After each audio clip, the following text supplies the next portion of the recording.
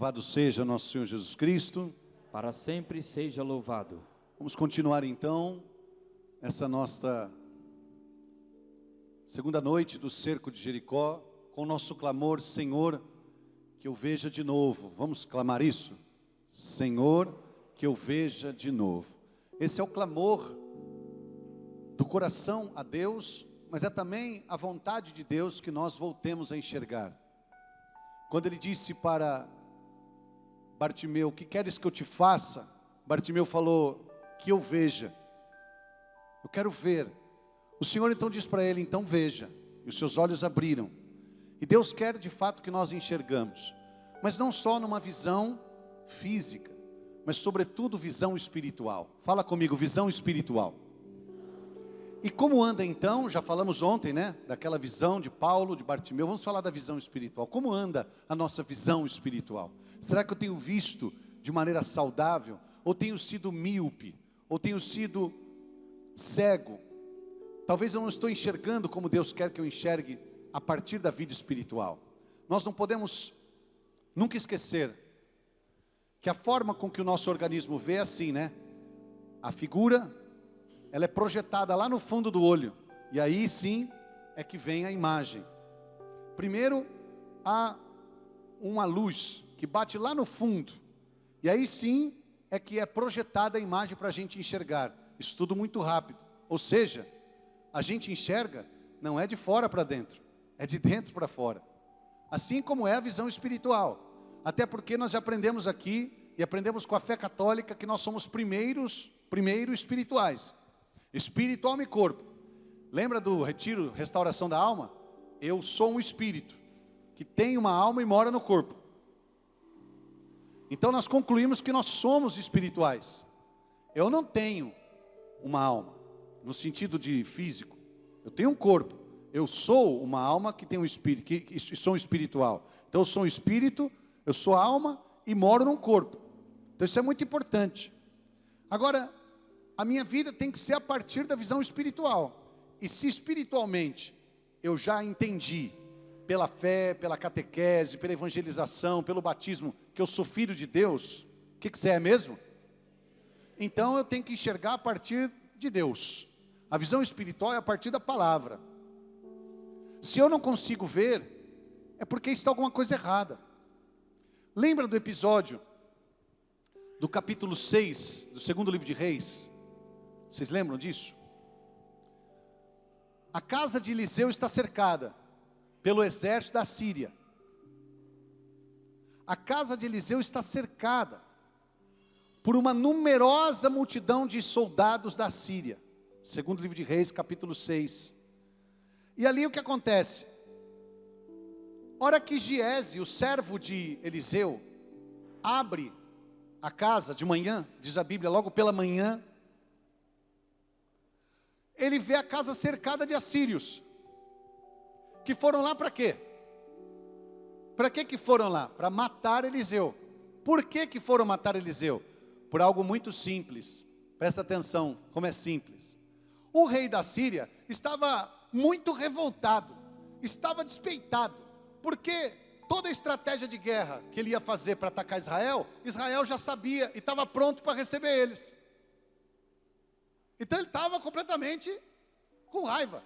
Ele falou: tem gente aqui entregando a gente, o dedo duro. Tem gente aqui, o X9, né? O X9 é aquele cara que está ali entregando tudo para o exército inimigo. Tem aqui um espião trabalhando ao contrário. Aí um homem disse assim: não, senhor, não é isso não. É Eliseu que consegue saber o que o senhor projeta no seu quarto de dormir. O que é a tentação se não é uma armadilha?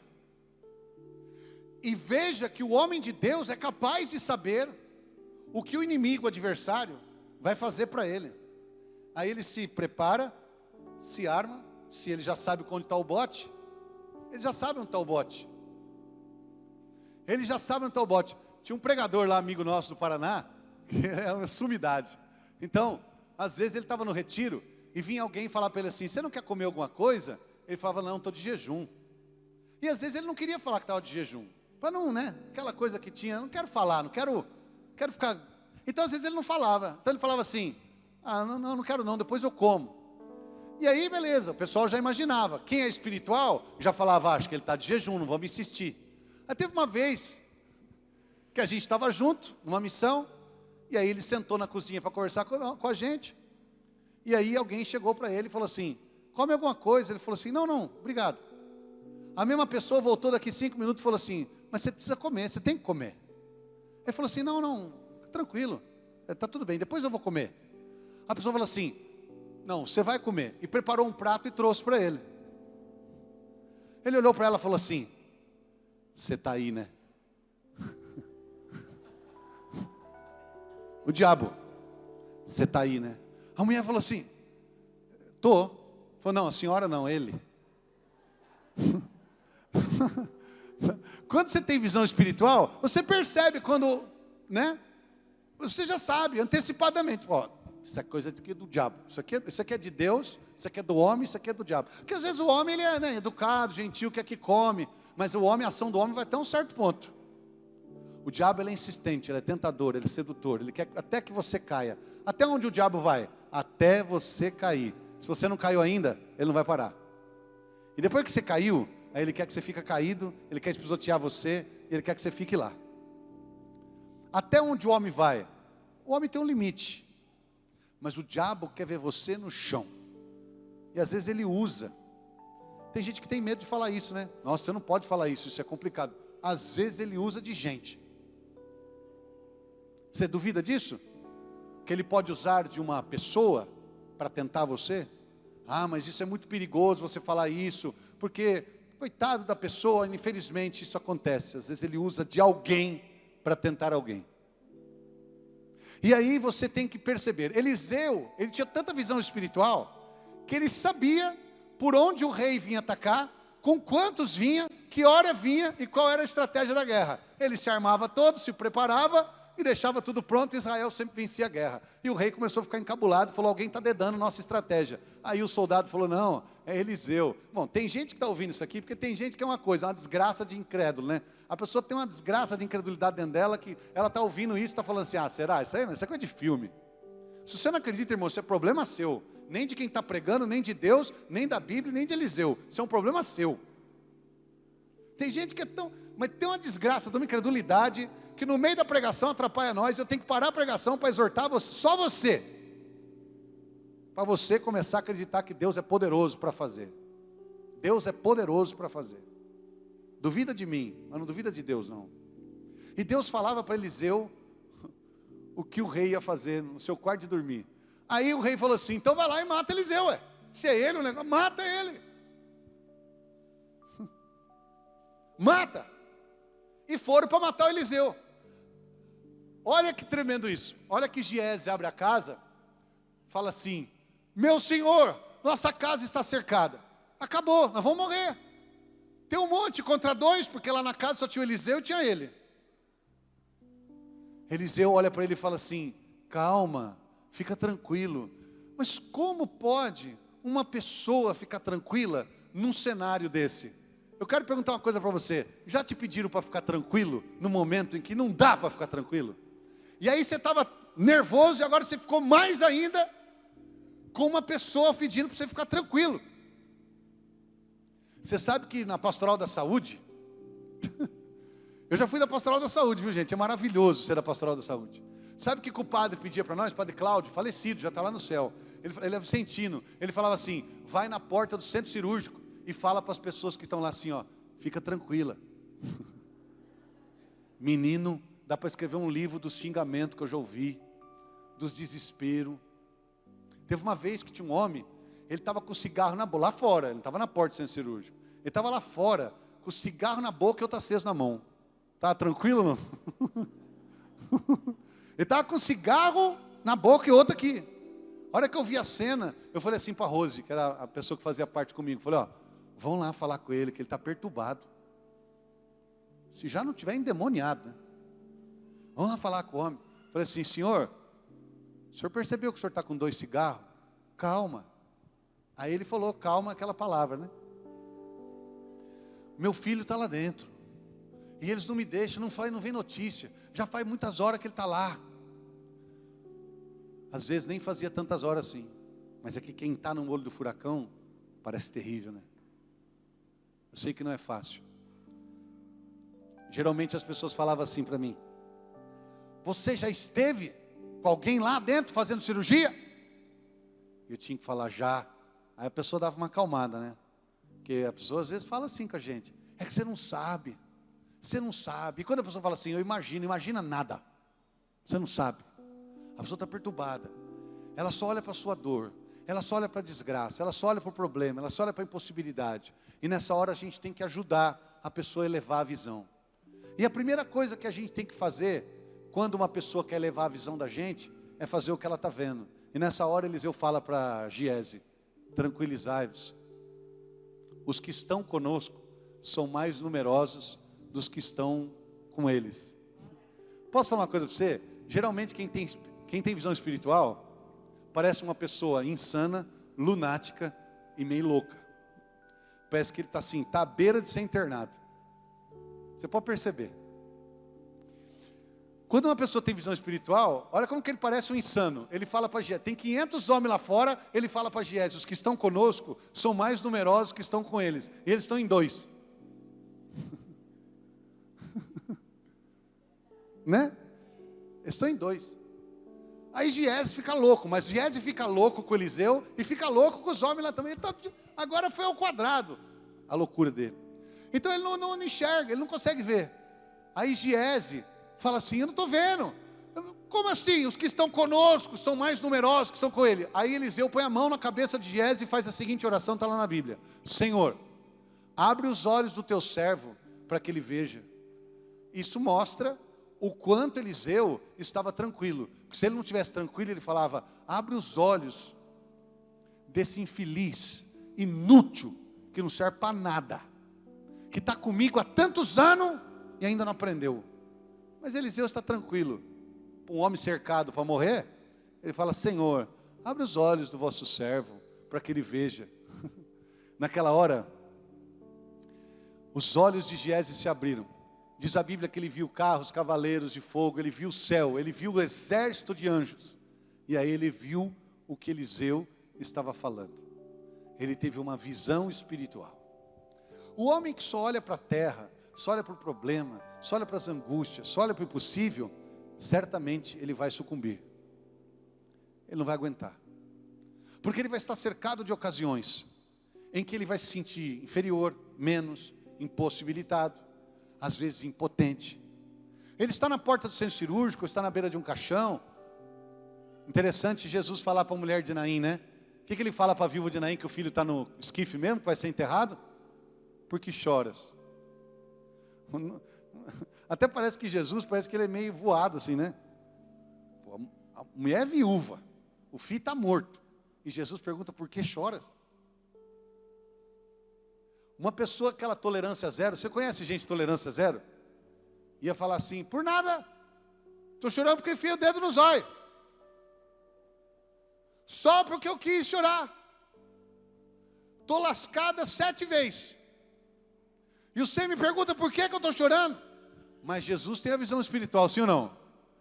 Ele sabe quem ele é, ele sabe quem é o pai, ele sabe o que vai acontecer, ele sabe o que ele vai fazer, ele sabe que o menino vai levantar, sim ou não? Então fala comigo: Deus já sabe de tudo, do ontem, do agora e do sempre. Ele sabe o que vai acontecer ou não sabe? Capítulo 6 de São João, quando ele fala para Filipe: dá de comer para a turma aí. Filipe fala, né, não tem pão, e nem dinheiro, e nem onde comprar. Não tem. A Bíblia fala assim: Jesus já bem sabia o que havia de fazer. Ele já sabe. Por favor, respeita, irmão. Por favor, creia, irmão. Jesus já sabe. E por isso, quando ele fala por que choras, ele não está censurando a mulher chorar, e ele nem está querendo que a mulher seja uma desalmada, e nem seja um ser humano. Ele não está querendo que a mulher não tenha sentimentos.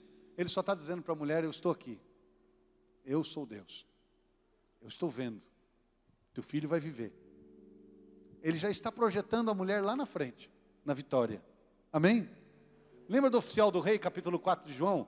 quando o homem chega e fala, meu filho está morrendo, desce antes que ele morra, Jesus fala, eu não vou não, pode ir que o teu filho está passando bem. Ele já vê. A Bíblia fala assim, o homem acreditou na palavra de Deus e partiu. O que é fé?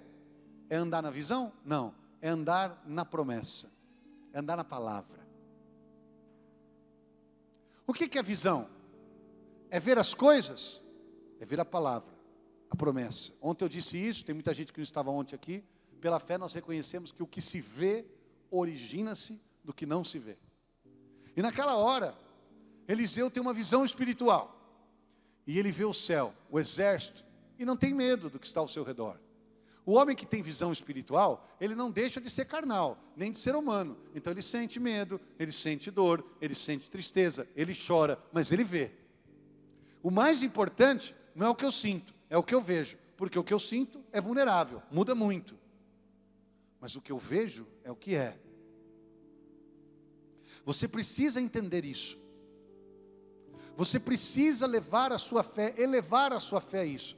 Eu preciso ser um homem espiritual, uma mulher espiritual. Eu preciso ter visão espiritual diante de tudo que eu passo, diante das circunstâncias, do acercamento, do cerco de Jericó. Eu preciso ver o Senhor. Eu preciso acreditar na sua palavra. Veja, diante de um muro enorme, construído para o povo que está lá dentro da terra de Jericó, da terra prometida. O povo está cansado, porque andou 40 anos. O povo está fatigado, cansado, fraco, frágil. E Deus fala para o povo, caminha 7 dias ao redor do muro. No final vocês vão dar 7 voltas. E vão tocar a trombeta. E dar um grito e o muro vai cair. Você precisa ter muita fé. O que é visão espiritual, se não é fé? O que é visão espiritual, se não é ver além das aparências? Se não é ver além da humanidade? Se não é ver além da matéria? E quando os olhos de Giese se abrem, vai embora o medo.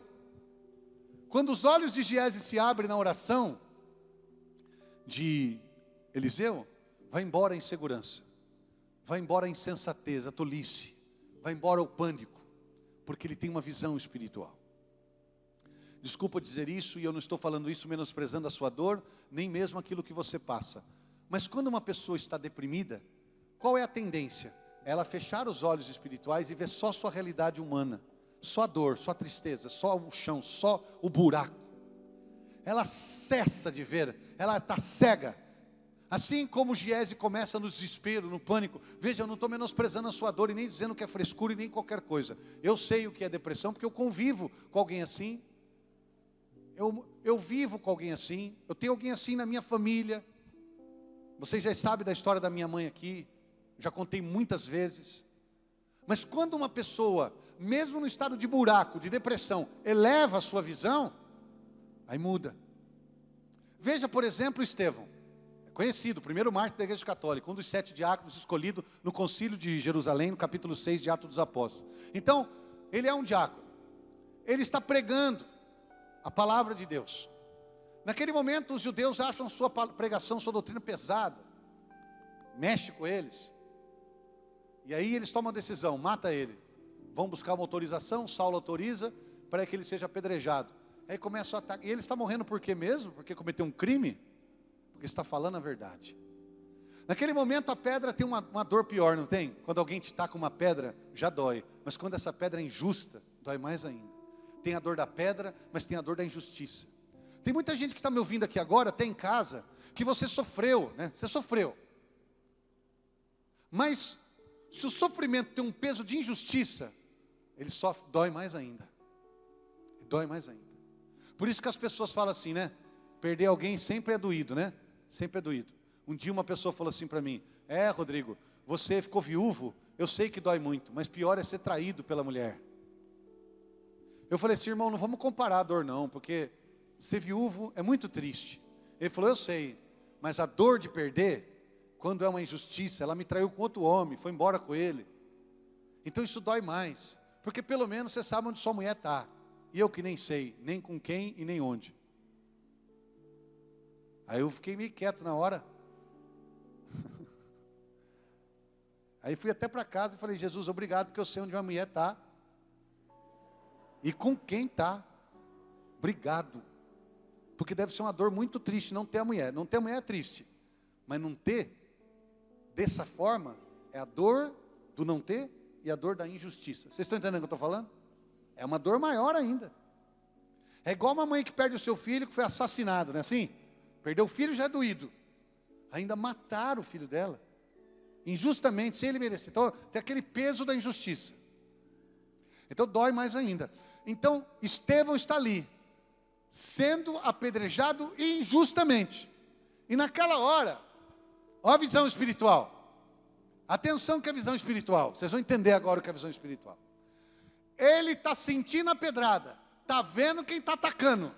Ele está vendo. Ele está sentindo a dor da pedra. Ele está vendo a pedra e está vendo quem está atacando. Nessa hora diz a Bíblia que ele mirou o céu. O que ele fez? O que é mirar? Só olhar? Contemplar. Mirar e você fazer assim. Você só vê aquilo. Você fecha. Quando você vai mirar, você não fecha um olho? Não, vamos mirar. Você fecha o olho e fica só um. Esse aqui você não quer ver nada, só isso aqui. Sabe o que você tem que fazer quando está sofrendo? Fecha um olho. O olho das trevas, da tristeza, da angústia. Mira o céu. Fecha o olhar do desespero. Fecha o olhar que está vendo as angústias, o impossível. E olha só o Senhor. Mira o céu. A Bíblia diz que ele mirou o céu. Fala comigo, mirar o céu. O que ele viu nesse momento? Ele não viu nada, ele viu nuvem. Ele viu azul. Diz a Bíblia que ele viu o céu aberto, Jesus em pé e a glória de Deus. Amém? Capítulo 7 da carta de Atos dos Apóstolos. Então naquele momento, a hora que ele vê o céu aberto, Jesus em pé e a glória de Deus, qual é a referência que ele tem? A cruz. Então ele lembra de Jesus na cruz. Não se esqueça que ele é um seguidor de Jesus, um discípulo. Ele é católico, ele é cristão. Então ele lembra da cruz. Fala comigo, lembrar da cruz. Lembrar da cruz. Porque o dia que você esquece da cruz, o seu sofrimento fica insuportável. Mas o dia que você sofrendo, lembra da cruz, o seu sofrimento não só tem cura, como ele tem sentido. O que o Papa João Paulo II escreveu aos enfermos? Uma carta quando ele estava com o Parkinson já avançado. Ele escreveu falando assim para os enfermos: não se sintam inúteis e nenhum peso. Saibam que vocês têm uma grande missão na terra, os enfermos. Entregue sua enfermidade para Jesus. Ofereça como parte da sua dor na cruz. Porque aí se você oferece a sua dor, a dor do Cristo, você se torna também com Ele sacrifício expiatório. A sua dor tem peso de salvar alguém. Olha que lindo isso. Olha a visão espiritual. Olha a visão espiritual. Se você sofre por sofrer, isso não passa de sofrimento. Você é um sofredor. Quem sofre por sofrer, só é um sofredor e acumula sofrimento. Mas quando você pega o seu sofrimento e une ao dele, não por causa do seu, mas por causa do dele, que é um sofrimento perfeito, o nosso não é.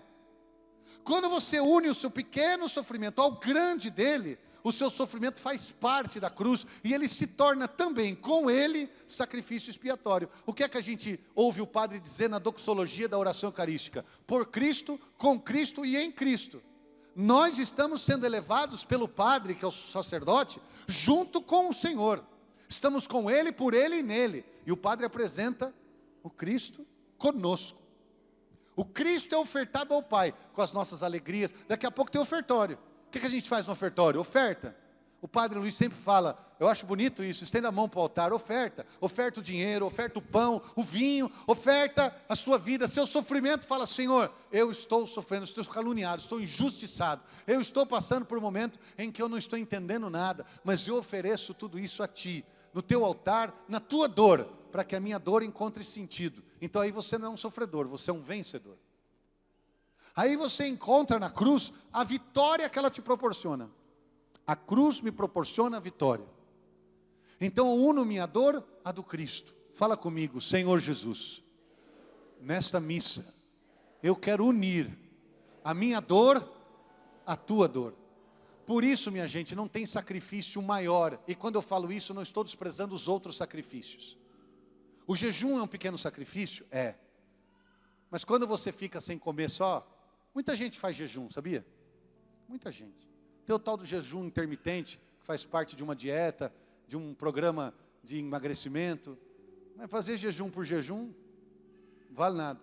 Agora, quando você faz jejum e oferece a Deus, quando você faz um jejum ou uma abstinência, ou você renuncia a um pecado e você oferece, isso tem um grande peso de glória, de redenção, de remissão na vida da humanidade. Não o meu, mas o meu unido ao dele. Por isso, quando a gente vai fazer uma novena, a gente oferece essa novena a Deus. Porque ela por si só, ela não tem poder nenhum, por si só. Mas quando eu rezo a novena, ofereço um jejum, faço uma vigília, eu levanto de madrugada e ofereço a Cristo, no Cristo que é ofertado a minha dor, essa tem peso de vitória, de glória, de graça, de redenção e de alcançar uma bênção e um milagre.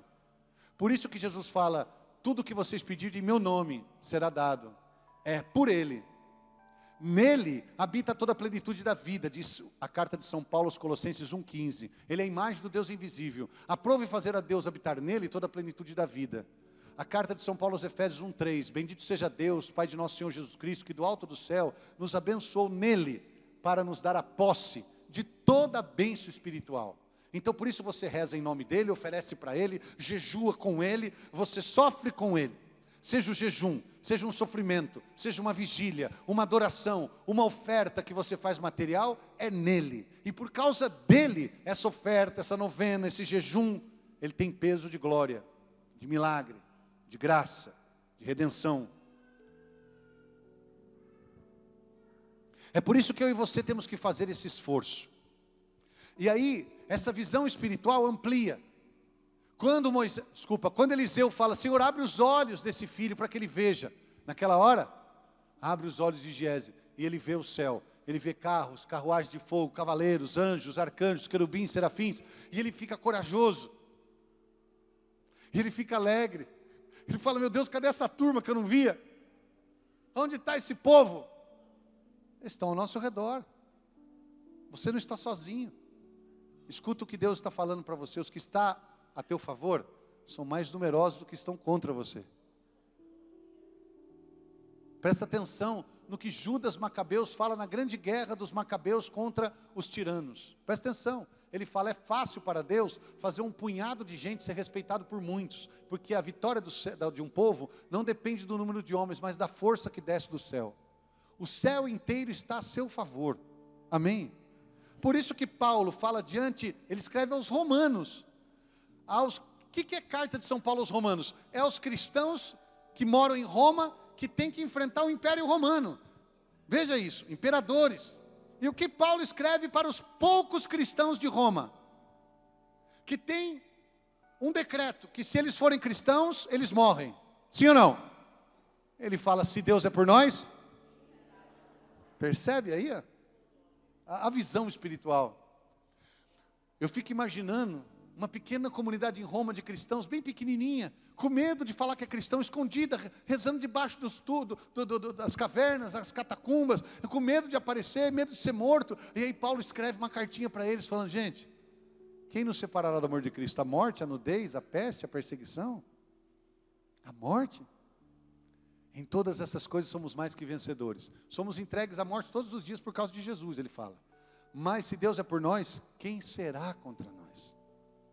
E a comunidade de Roma subsiste? Até hoje está lá. A igreja é romana. Mas não só porque ela está à sua base em Roma. Existe a comunidade de Roma. Há católicos em Roma. Há um país chamado Vaticano lá em Roma. Dentro da cidade de Roma é que está o Vaticano. Existe uma igreja levantada. O Papa está lá. Existe uma vitória. E o Império Romano caiu. Visão espiritual. Por quê? Porque Deus é mais. Fala comigo, com a boca cheia, fala, Deus é mais. Deus é maior. Deus é tudo. Mas isso não pode ser só falado, você tem que ser uma visão. Sabe o que é visão? Uma coisa concreta, né? Visão é uma coisa concreta, não pode ser só falar. Às vezes eu tenho medo de falar, fala Deus é maior. Aí a pessoa fala, Deus é maior, mas parece que não, né? Sabe quando você vai fazer exame de vista? Que o oculista fala assim para você, põe aqui um tapa no olho. E olha lá. Aí você fala a primeira linha. Eu não sei por que ele manda ler a primeira e a última linha. Porque a primeira linha, só o cego não vai enxergar. E a última, só o Superman. Então, ele fala que está na primeira. Aí você fala o E para a esquerda, E para a direita. Aí na segunda você já não consegue ver, você fica com vergonha. Aí ele fala, e a letra? Qual é essa letra? Aí você não sabe se é P, você não sabe se é Q, você não sabe se é o 9. Você não consegue discernir. Aí ele coloca um negócio no seu olho assim, né? A lente. E começa com aquelas perguntas difíceis. Esse ou esse? Esse aqui, esse aqui. Esse é melhor ou pior? No terceiro você já esqueceu qual que é. Você fala, não sei mais. Porque ele fica perguntando. Teve um dia que eu falei para o oculista, vocês deixam nós louco. Coloca logo o bom aí que nós não sabemos mais do outro. Esse ou o outro? O outro. Aí fala, não, aquele. Aí não sabe mais. Coloca o bom aí para nós ver. Mas quando coloca o óculos, não fala a verdade? Rapaz, mas é gostoso, hein? É gostoso. Sabe como que eu descobri que a minha pequena precisava usar óculos? Que um dia ela estava brincando com o óculos da mãe. Falou assim, nossa, o óculos da mãe dá para ver tudo. Verdade, a pequena não estava enxergando. Aí nós descobrimos, na brincadeira, descobriu que ela não enxergava. Aí correu para o oculista e falou, nossa, essa menina tem que usar óculos. Como que vocês soube? Falou assim, revelação. Né? Brincadeira. Aí quer dizer, aí quando a pessoa põe o óculos é maravilhoso. Quem usa óculos sabe, às vezes dá trabalho, mas quando coloca, abre um horizonte, um mundo na sua frente, né? Quando você coloca lente, óculos, qualquer coisa. Quando você opera. Então, essa visão, ela dá concretude para você. Ela dá concretude. Concretude. É triste quando você não vê direito. Eu uma vez estava viajando, eu vi no aeroporto um cara parecido com o meu irmão. Era naquela época, vocês lembram que eu usava óculos, né? E o meu óculos não estava bom. E aí eu fiquei olhando, falei, será que é? Aí é triste, você tem que passar perto. Fingir que está passando para nada, né? Você está indo fazer lá? Não, só estou conferindo para ver se é, porque passa vergonha, né? Para não gritar de lá, ô Marcelão, e não é ele. Aí você passa, a hora que você vê de perto não é, dá uma vergonha, né? Você fala, ainda bem que eu não alarmei. Mas você não consegue ver, é triste, né? Você não, é difícil, aquela coisa turva. Espiritualmente é a mesma coisa. Quando você não define, você não decide, então abre o teu olho espiritual. É por isso que Eliseu está falando para Deus, abre os olhos do teu servo para que ele veja. Clama comigo, fala, Senhor, que eu veja de novo. E o grande responsável pela cegueira espiritual é o pecado. É ele que cega a gente. A sedução, a maldade, a iniquidade, vai nos deixando tolos, insensatos, incoerentes, incongruentes e fariseus. Hipócritas. Nós vamos ficando cegos. Nós não vamos vendo. Eu não sei se você já conversou com uma pessoa que você fala do defeito do outro que ela também tem. Por exemplo, assim, a pessoa desorganizada. Aí você fala para ela assim, nossa, fulano veio aqui em casa, mas ele é desorganizado, né? E aí ela fala assim, pelo amor de Deus, é demais. E ela não consegue enxergar que ela é. Sabe aquela pessoa que é meio sujona, porca, assim? Aí você fala para o outro, nossa, fulano veio aqui na minha casa com uma semana, porco, deixava as coisas tudo caído. Aí a pessoa fala assim, eu não suporto isso. E ela é. Ela não consegue ver. E às vezes, sabe o que a gente fala? Você é louca. Ou ela é má. Não, ela não consegue enxergar. Porque tem gente que não vê de longe. Verdade ou não? Mas tem gente que não vê de perto. Ela não consegue enxergar. Lembra das 4 áreas da alma? Oculta, escura, livre e cega. A área cega, não consigo ver. Sabe quando a pessoa fala assim para você, nossa, você está transtornado, né? Você é teimoso, você é ciumento. A pessoa fala, eu? Não sou não, você está enganado. Como você está enganado? Eu estou vendo que você é. A pessoa às vezes não enxerga. Ela não consegue ver.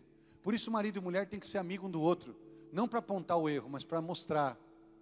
É diferente você apontar do que você mostrar. É diferente. É diferente.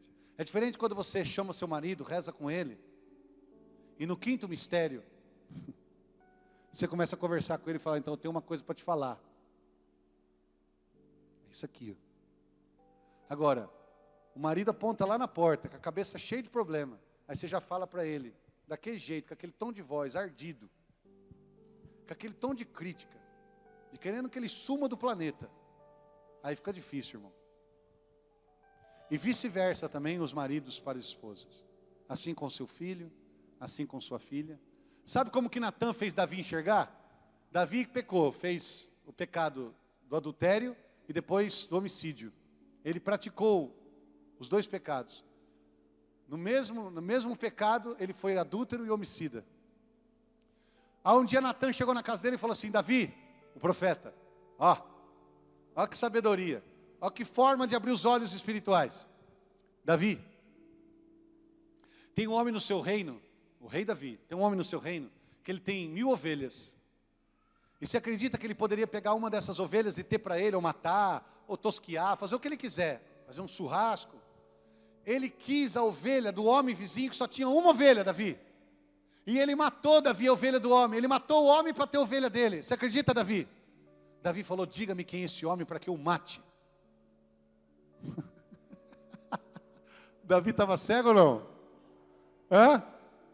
Mas fala a verdade, a habilidade do Natan. Que habilidade do Natan, gente? Que sabedoria do Natan de abrir os olhos espirituais do Davi. Eu queria perguntar a você, esposa, se você abre os olhos espirituais do seu marido, ou se você põe o dedo na ferida dele toda hora. Porque todo mundo tem um olho espiritual, sim ou não? Olha aqui para mim, olha para mim. Todo mundo, até o ateu, até o pagão, todo mundo tem uma alma dentro de si e todo mundo tem um olho espiritual. Infelizmente esse olhar pode estar cego, ou míope, ou não está vendo. Você tem que rezar como Eliseu rezou e falou, Senhor, abre os olhos espirituais do meu marido. Porque tem marido, tem esposa que tem visão para tudo, menos espiritual. Por exemplo, tem homem que tem visão para o mercado, para o comércio, para dinheiro, para a bolsa, investimento. Tem visão para o negócio, para o empreendedorismo, para empreender, para falar, mas não tem visão espiritual.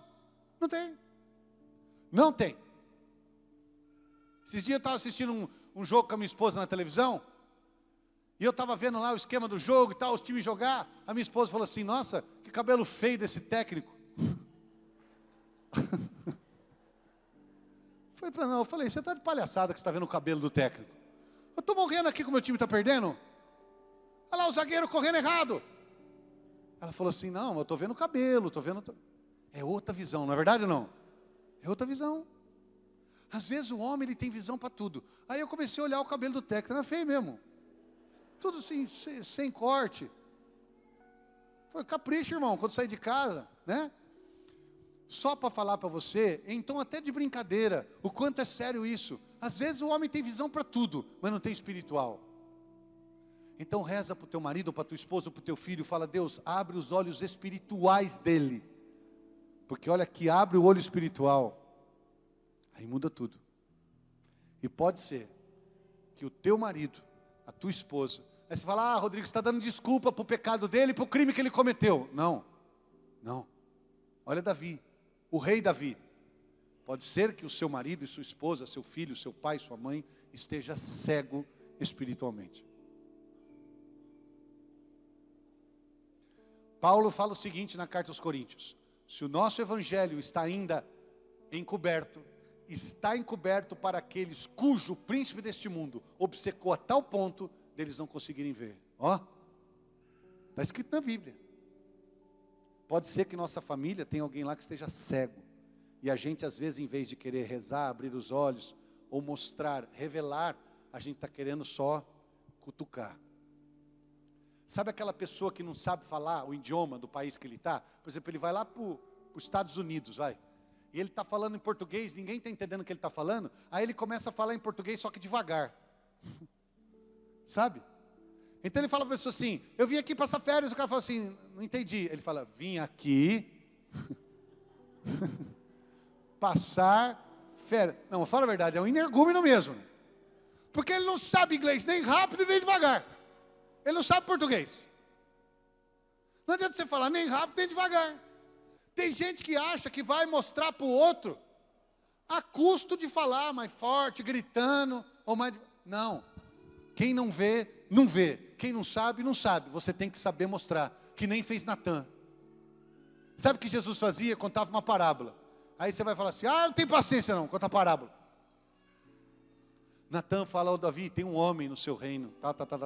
Quem é? Para que eu mate. Aí Natan fala, é você. Davi cai de joelhos. Salmo 50. Ele enxerga seu pecado. Sabe o que ele fala? Parte mais bonita do Salmo 50. Diante de mim está o meu pecado. E eu não estava vendo. Até me arrepia. Diante de mim está o meu pecado. Tudo que eu fiz, Senhor, eu fiz diante dos teus olhos. Nada está oculto ao teu olhar. Então eu estou aqui pedindo que apague completamente a minha culpa e me dê um espírito decidido, renovado. Não me prive do teu espírito nem de tua presença, porque eu não sobreviveria. Mas criar em mim um coração que seja puro. Me dá um espírito renovado. Eu vou oferecer sacrifícios ao Senhor. Mas não sacrifícios aleatórios, rituais, mas um coração contrito, arrependido e humilhado, que o Senhor não vai desprezar. Esses dias alguém leu essa palavra e falou assim para mim, está vendo? Jejum não vale nada, sacrifício não vale nada, abstinência não vale nada, tem que ser arrependimento. Mas quando você se arrepende de verdade, quando você tem uma contrição perfeita, você vai querer oferecer os sacrifícios ao Senhor. Mas não mais ritualistas apenas, mas sacrifícios do coração, de um coração contrito, arrependido, verdadeiramente humilhado. Sabe, amados, quando os nossos olhos se abrirem, tudo vai ser diferente. Vai ser diferente. Visão espiritual é muito importante. E às vezes nós estamos vendo a vida só a partir da matéria, da matéria, da matéria, da matéria, da matéria. Hoje eu estava vendo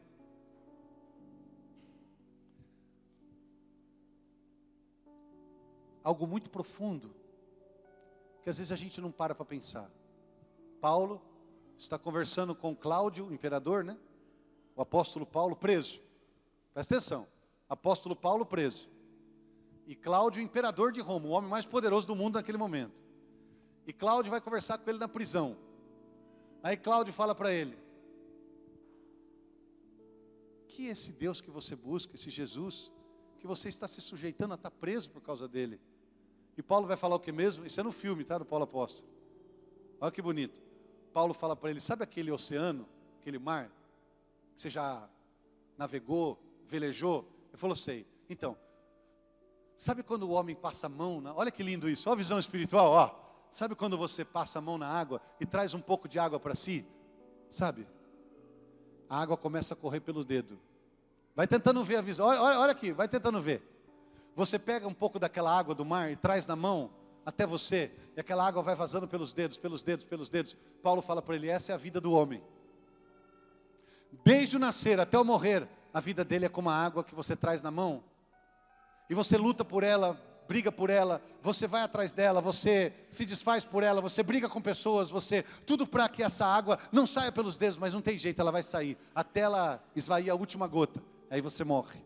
Do nascer ao morrer, essa água que você trouxe um pouco do oceano para cá, ela vai acabar. Muita gente luta por essa vida, por esse pouco de vida. Muita gente acaba se destruindo por causa desse pouco de vida. E aí ele fala para Cláudio assim, sabe qual é o restante da água do mar? Então, isto é a vida eterna. É por essa água que eu luto, que eu vivo, é por essa água que eu busco. Espetacular. É a hora que aquele homem, o imperador, cai em si e começa... Olha a visão espiritual. Que forte isso, né? Que forte. Meu Deus, olha a visão espiritual que Paulo tinha. Eu luto, eu busco, eu renuncio tudo por causa da água do oceano. E não esse pouco que está na nossa mão, que vai se esvair mais cedo ou mais tarde. E que vai chegar até a última gota, que vai secar. Essa é a vida do homem na terra. O restante é a vida de Deus. Então, que bonito, aí ele vai até citar uma coisa que ele escreveu em uma das cartas, né? E é bonito saber que, se eu tenho essa visão da vida eterna, do céu, e nós vamos falar isso durante o cerco de Jericó, como é triste quando você esquece do céu. Você esquece do céu, você esquece da vida eterna. E você só faz pela vida que perece, pela que passa. Você faz pelo perene, por aquilo que perece, desculpa, e não pelo perene que é eterno. O eterno, a vida que não perece, é só que está em Deus. Você faz pela que perece. E é interessante, né? A água vai esvaindo da mão do homem, vai caindo e você vai ficando numa seca, num desespero e tentando salvar. E você não pode levar a mão de novo lá no oceano, porque a vida é uma só. É a água que você tem na mão. Terrível. O homem vai entrando em miséria, perde a visão espiritual. Sabe o que a gente devia fazer essa semana? Devia fazer não, deve fazer. A gente deve fazer uma análise da nossa vida. Eu te convido a fazer isso.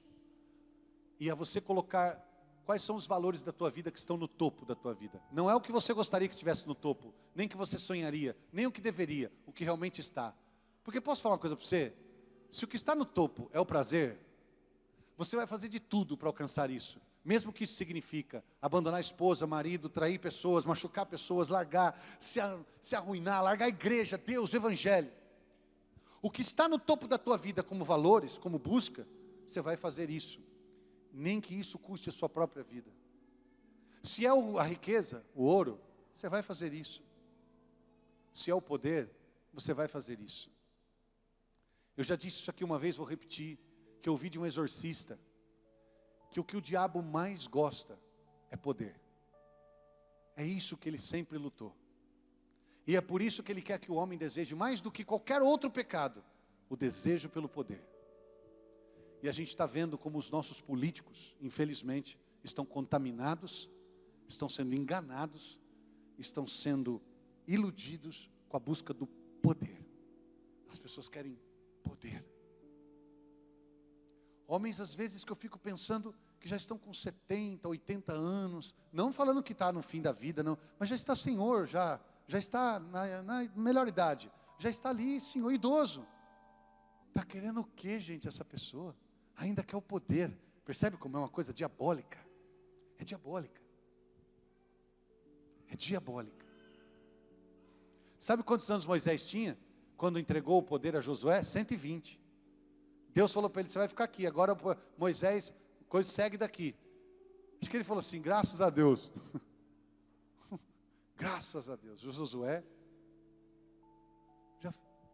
Por que o homem quer tanto o poder? A tentação do diabo, ele acha que o poder é a coisa mais importante do mundo.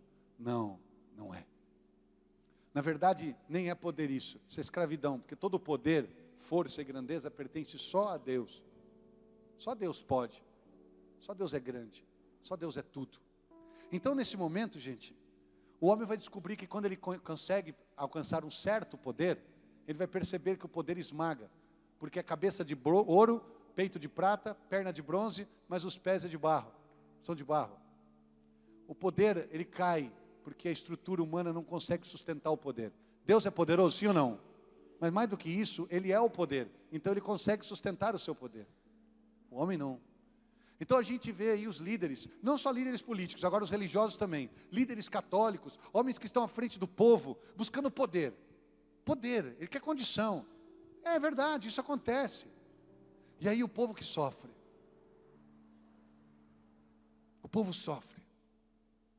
Porque quem reina nessa busca não é Deus. E aí quando você está buscando no topo o poder, o orgulho, ou então o prazer ou o dinheiro, vai família para o buraco, vai tudo. Aí você põe tudo a perder, em nome daquilo que tanto você quer. Mas que o topo dos nossos valores seja Jesus, seja Deus, seja o céu, seja o amor. Abra os olhos espirituais, perceba o movimento. Você não está percebendo que é o inimigo que quer acabar com a sua família, com o seu casamento, com o seu... Você não está percebendo?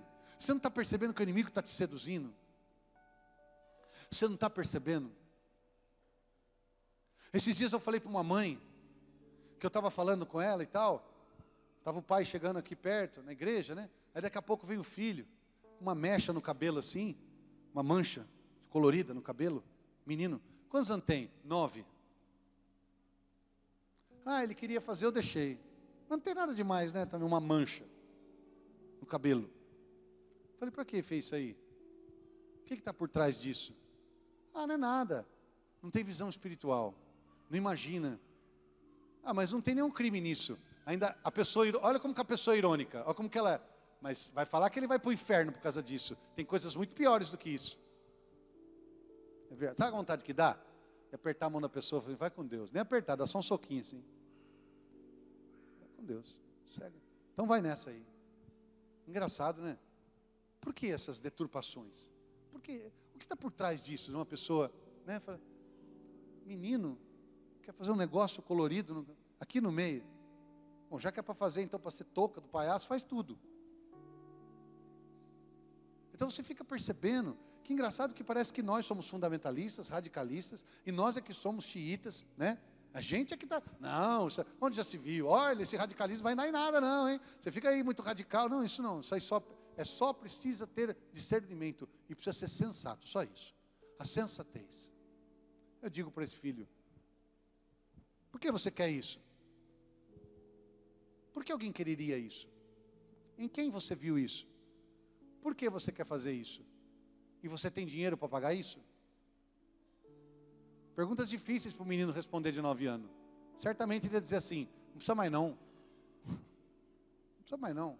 Deixa. Primeiro você tem que perguntar, por que você quer isso? O que te levou a querer isso? Olha, gente, posso falar uma coisa para vocês? Nós estamos num caos de pandemia, porque a gente não ouviu aqueles que queriam fazer tratamento precoce com a gente. Essa é a verdade. Nós estamos, porque o sistema imunológico de muita gente já estava ruim, sim ou não? Se a gente tivesse se tratando, se cuidando e bem de saúde, nós teria morrido muito menos gente. Então, a gente às vezes vai subestimando, porque medicina boa é a preventiva, ou não? Porque depois às vezes não tem como fazer. Vamos prevenir, gente, porque a avó da gente falava melhor prevenir do que remediar. Vamos prevenir.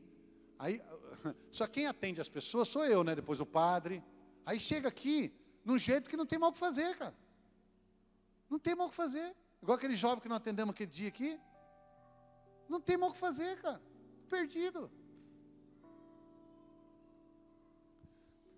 A gente não tem a visão espiritual e vai se deixando levar pelo mundo, pela carne, pela matéria, pelas coisas dessa terra. E deixa a turma aí, no movimento da onda do mundo. E vai. E o menino pequenininho, fazendo uma coisa que não é para ele, não é dele. Ele não pode, ele não entende, ele não sabe. E a gente vai se achando tudo normal. E a gente vai ouvindo o novo normal. Não pode. E não pode mesmo. Não pode uma pessoa católica, como se disse o senhor presidente dos Estados Unidos, John Biden, dizer que é a favor do aborto e votar uma coisa a favor do... Não pode, não pode. Você pode ser presidente católico, você não pode. Porque no documento da igreja está escrito que uma pessoa que apoia o aborto, sendo católico, ou ele pratica o aborto, ele tem que ser excomungado. E quem tem que excomungar são os líderes dele. Os que estão acima dele. Não pode. E é por isso que a gente está vendo, porque vai deixando ser católico de qualquer jeito. A ponto da gente ouvir uma pessoa falar assim, eu sou católico, porque católico é tranquilo, pode tudo. Quem falou isso para você? Sabe que existe um regimento? Vocês conhecem o Código de Direito Canônico? O Código de Direito Canônico são leis religiosas para católico. Existem leis para ser católico. Sim, senhor. Sim, senhor. Tem aquilo que deve, que não deve, que pode, que não pode, que é bom, que é ruim, que é certo, que é errado. Para você que não é, irmão, tranquilo, não precisa, porque é código do direito canônico para cristãos católicos. Não é para quem não é. Agora, a gente não pode ficar deixando essas coisas, é falta de visão espiritual. Então a gente vai deixando tudo nivelado por baixo e vai normalizando, e a normativa do mundo vai entrando, e aí vai entrando o mundo dentro da igreja, quando na verdade é a igreja que tinha que entrar no mundo evangelizar, o mundo vai entrando dentro da igreja, e vai secularizando, relativando tudo, tudo é normal, então isso é assim mesmo, não tem problema, né? Aí tem padre que quer celebrar Eucaristia colocando no lugar de vinho a pinga, sacrilégio.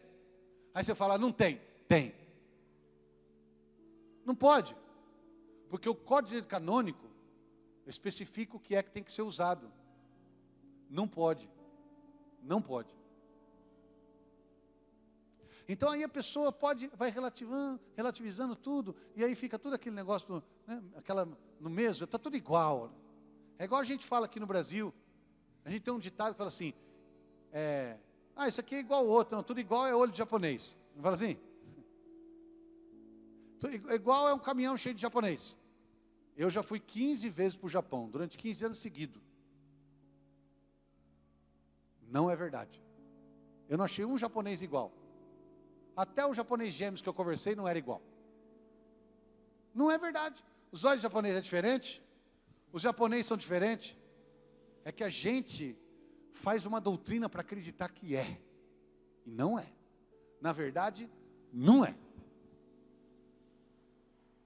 E aí que a gente chega a um ponto de dizer, olha, virou um costume popular tão grande que as pessoas acham que é. Mas não é. Elas acham que é assim mesmo. Então ela acha que é normal, que pode, que é desse jeito. É falta da visão espiritual. É falta de perceber o perigo. É falta de perceber a malícia. É falta de perceber a tentação, a armadilha.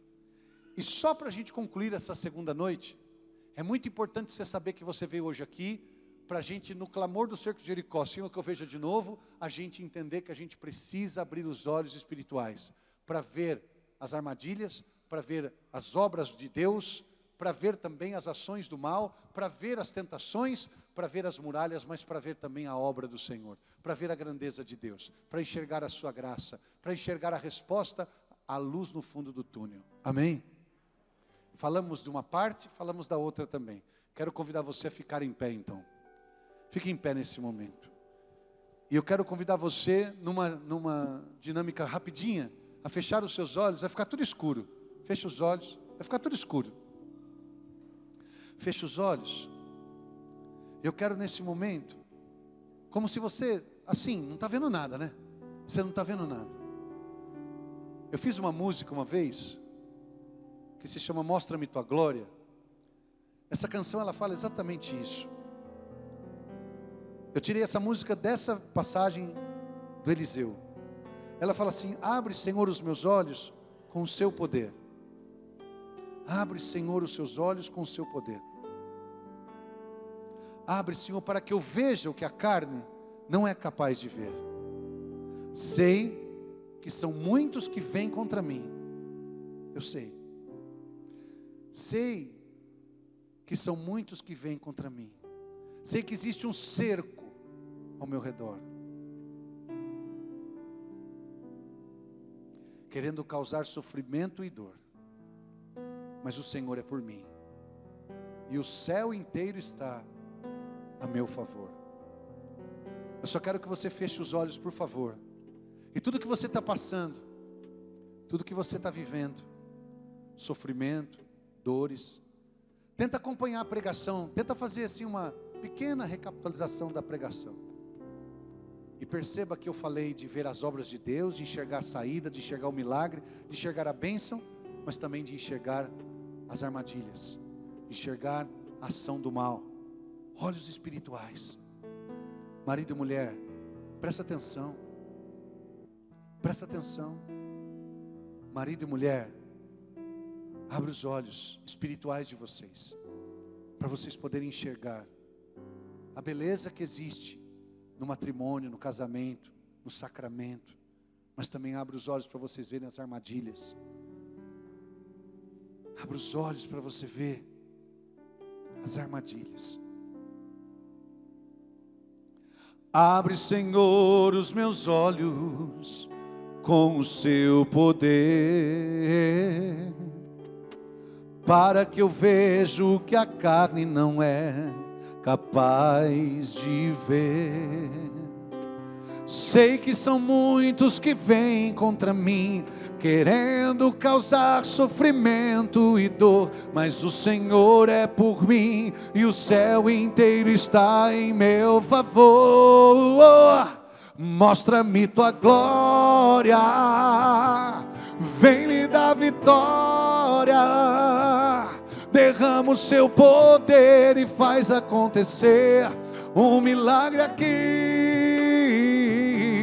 Mostra-me tua glória, vem me dar vitória, derrama o seu poder e faz acontecer um milagre aqui.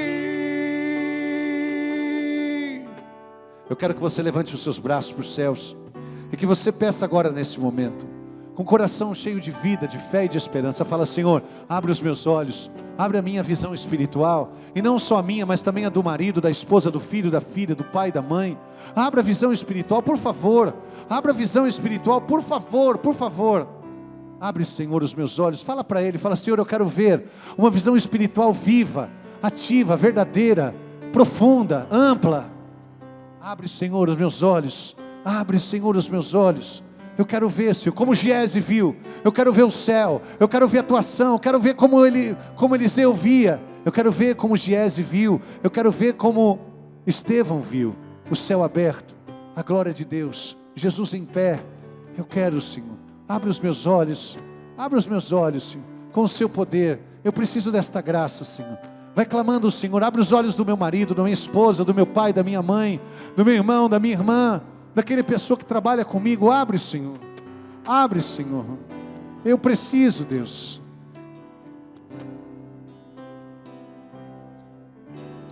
Abre, Senhor, os meus olhos com o seu poder, para que eu veja o que a carne não é capaz de ver. Sei que são muitos que vêm contra mim, querendo causar sofrimento e dor, mas o Senhor é por mim e o céu inteiro está em meu favor. Mostra-me tua glória, vem me dar vitória, derrama o seu poder e faz acontecer um milagre aqui, meu Deus. Mostra-me tua glória, vem me dar vitória, derrama o seu poder e faz acontecer um milagre. Levante os seus braços para cantar. Mostra-me tua glória, vem me dar vitória, derrama o seu poder e faz acontecer um milagre aqui. Mostra-me tua glória, vem me dar vitória, derrama o seu poder e faz acontecer um milagre aqui. Eu quero que você coloque a mão agora sobre a sua cabeça. Isso. Ministra uma oração sobre você agora. Senhor Jesus, assim como Eliseu colocou a mão em Giese e falou: Senhor, abra os olhos do seu servo para que ele veja. Esta noite, aqui na igreja, na paróquia Santa Terezinha, na segunda noite do cerco de Jericó, eu quero te pedir uma graça. Senhor, abra os olhos dos casais, abra os olhos dos homens, das mulheres, dos jovens, das crianças, para que vejam. Abra os olhos do teu povo, Senhor, os olhos espirituais, porque é uma visão espiritual que precisa ser curada, precisa ser apurada, perfeita, aberta, plena, santa, poderosa, vasta. Abra os olhos espirituais deste homem, Senhor. Abra os olhos espirituais desta mulher, do teu povo. Abra os olhos para que vejamos a sua glória, as suas obras, a sua ação, para que possamos ver Deus agindo. Abra, Senhor, os nossos olhos para que possamos perceber as armadilhas, as artimanhas do maligno. Abra, Senhor, os nossos olhos para que possamos ver, Senhor. Abra os nossos olhos, Senhor. Mostra-me tua glória. Vem me dar vitória. Derrama o seu poder e faz acontecer um milagre aqui. Mostra-me tua glória, vem me dar vitória, derrama o seu poder e faz acontecer um milagre aqui. Mostra-me tua glória, vem me dar vitória, derrama o seu poder e faz acontecer um milagre aqui. Olha aqui para mim um instante. Ó, infeliz do homem que acha que o mundo é só a matéria. Enquanto nós rezávamos agora aqui, o Senhor me dava uma visão espiritual. Infeliz do homem que pensa e acha que o mundo é só matéria. É ferro, é madeira, é papel, é dinheiro, é carro, são as coisas, o movimento, os aviões indo, voltando, subindo. Infeliz das pessoas que acham que o céu é só atmosfera, é nuvem, é chuva, é sol. Existe um mundo espiritual que se move ao nosso redor. E eu quero te dizer o que eu vi na visão. Eu vi uma seta apontada para você, como se mostrando uma seta como de placa, só para você entender, apontada para você. E eu perguntava para Deus, o que essa seta significava, apontada para você? E o Senhor me dizia que você é o alvo das promessas dEle, que você é o alvo do poder dEle, que você é o alvo da graça dEle, que você e a sua família é o alvo da sua bênção. Há uma seta apontada para você. Você está no alvo de Deus, é em você que Deus quer chegar. E mesmo aqueles que às vezes não veem, sabe aquela pessoa da sua família que tanto você ama, que ainda não viu, que fala para você, não sei que graça tem que você vai tanto nessa igreja, não sei que você vai tanto rezar, você reza tanto e reza e reza e reza, até chora, você até chora quando reza.